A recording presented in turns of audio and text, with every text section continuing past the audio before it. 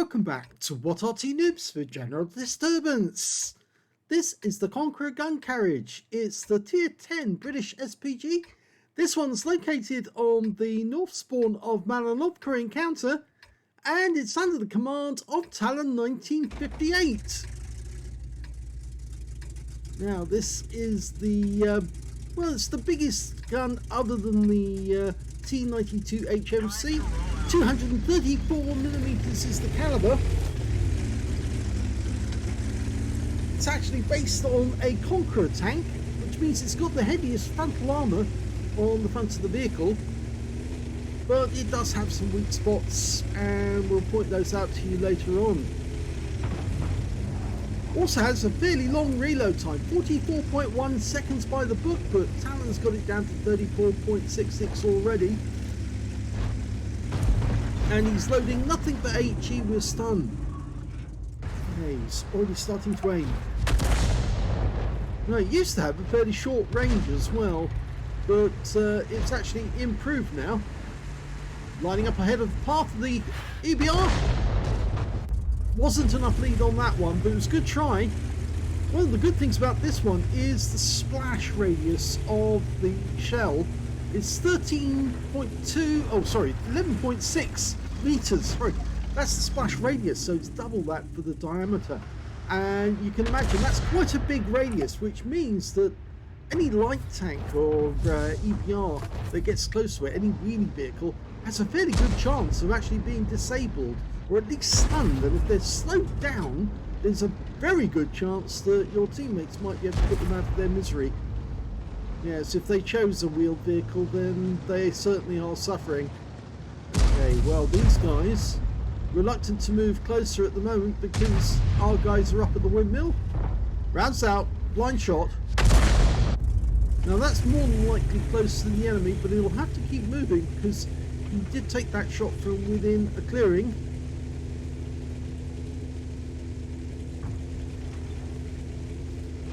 Okay. That's nice.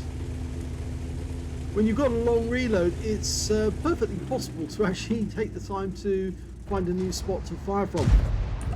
Okay, it's going up to the hill again. Okay, he's lining up a shot on the T95. Rounds out, looks good.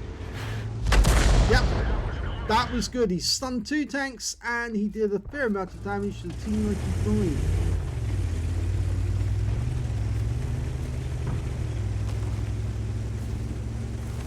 Don't want to get to a position though where you might be seen, and he is fairly close at this moment. You've probably noticed that, to the lower part of the hill, and he's also noticed the enemy tanks have actually got fairly close to the normal spawn point for a standard game. The Lynx is actually going around the area. Okay, so we've now got a mouse and an E75, so he's going to try and do something about these guys. Not fully dialed in yet, but he will be ready any second. Okay, good hit, solid hit on the E75. It's made him a one shot, so his game is not going to last very, very long. But that mouse is still a problem.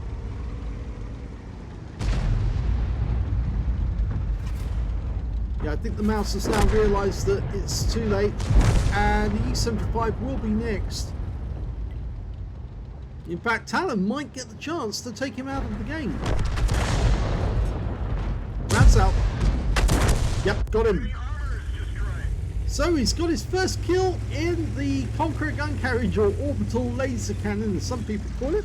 Other people call it the Death Star in terms, well, it's not quite the Death Star, is it? Because the Death Star is another vehicle with the same name, but certainly it does tend to shoot down on people from above because the trajectory of the shell is very, very high indeed. And he's almost ready to apply a few bits of HE to that T95, fires the round in, and he gets a direct hit. Oh no, it wasn't, it was actually in front of him. I thought that was a direct hit right on him. It fell short, but it was very close enough to do a huge amount of damage. 325.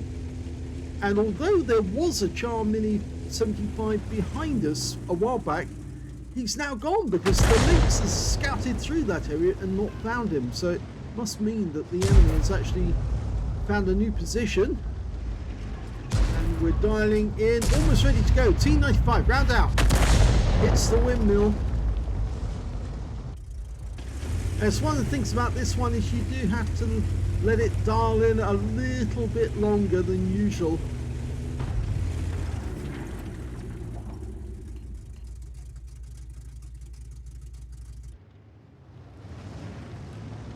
Okay, so let's see if he can deal with these two guys. It's a Super Conqueror just around the corner. Rounds out. Well, he didn't kill the T95, but he certainly did some damage. But the unfortunate news is that we just lost our 60 TP, and he was holding the enemy back from coming around the windmill. On the good side, because he's still got the support from Talon, the Iron Arty and the CC1 Mark II, is it CC1 Mark II? Yes, it is. Might be able to stop these guys from moving any further. Oh, that... Oh, he actually killed the T95. The T95 went around the windmill and he got a blind kill on him. But he's going to have to retreat now because it looks like those guys are chasing after Iron Arty and the CC Mark II. And the CC Mark I Mark II just got wiped out by the Super Conqueror. So he does have to reposition himself. Now, we do have this game in hand. There's only 3 enemy left. But we don't really want to get caught by that Super Conk. But here might be a good place to turn around and start firing back up at the enemy. There's only 2 enemies left and both of them are up on top of the hill. Super Conk's trying to hold one side. And there's the Viz 55 on the other. Rounds out. Nice hit. Good hit. 458. This Arty will do 1000 alpha, penetrating 59 millimeters of armor. So that's a really good hit. Considering that Wargaming has nerfed Arty so much, and they've actually done a hidden nerfing because, of course, a non-penetrating shot should normally do 50% of the alpha. Well, 50% of 1000 would normally be about 500. And that got 458, which means it's a low roll, but you rarely see anything higher. Oh no, he got a kill, and it's the last kill of the game, and took the Viz 55 out of it. Here's the end of battle results, and that was a third-class tanker. In fact, it's a third-class tanker for talon1958 in the Conqueror Gun Carriage, and it said this was his second game in this tank, this Arty. He also got a Bruiser medal for getting at least 5 critical hits. In fact, he got 6, and his win rate from the battle was 1,815, which is very good for a second battle. Let's have a look at the team score. Well, we can see the highest damage in that game actually went to the Super Conqueror on the enemy team with 5,097. The second highest damage went to the T95 that he took out. Tiki Tank, what a name. 3,947 hit points to him. And the third highest was the AMBT on his own team with 2,916. And we can see that Talon managed to get 1,926. He was beaten by 2 of the enemy team and, well, 5 of his own team, which does put him in 8th place overall. But that's still a very good score anyway. When it came to kills, he actually shared the top spot because he managed to get 3 kills out of that game. The AMBT got 3, the AMX50B got 3, and on the enemy team, the Super Conqueror got 3, and so did Talon. And when it came to base XP, well, he's a little further down the table. He got 705. The highest scorer was the AMPT with 1,295. 958 went to the CC1 Mark II, and the Concept 1B 939. So only one player managed to get over 1,000. It was the AMBT. He fired 11 rounds in the game, 3 direct hits on the enemy, no penetrations but 15 splash. damage of 1,926 hit points, all of it at more than 300 meters. You damage 5 of the enemy, kill 3, and did 596 hit points of stun assist off 10 stuns.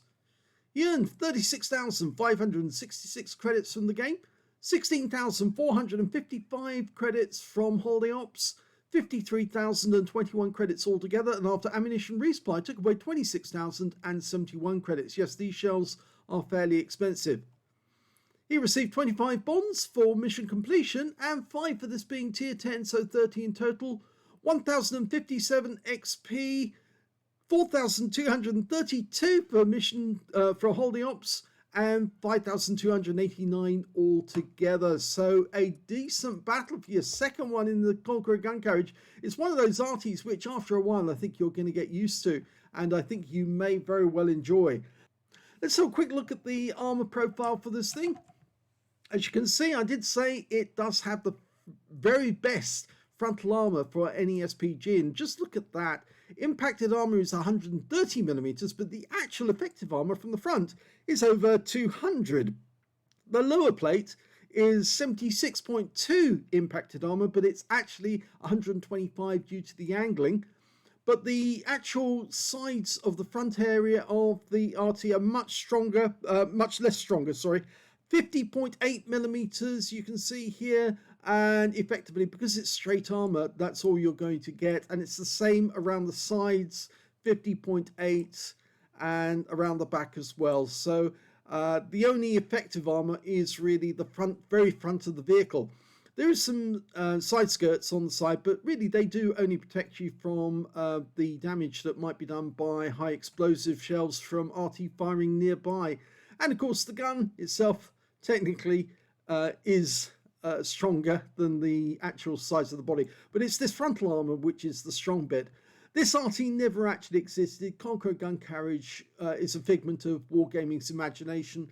What the British would have done with a Conqueror tank if they'd made an Arty from a Conqueror tank. Of course they didn't, but it would be interesting if wargaming were to include some of the Arty that Britain did actually build afterwards, such as the Abbott and other Artys.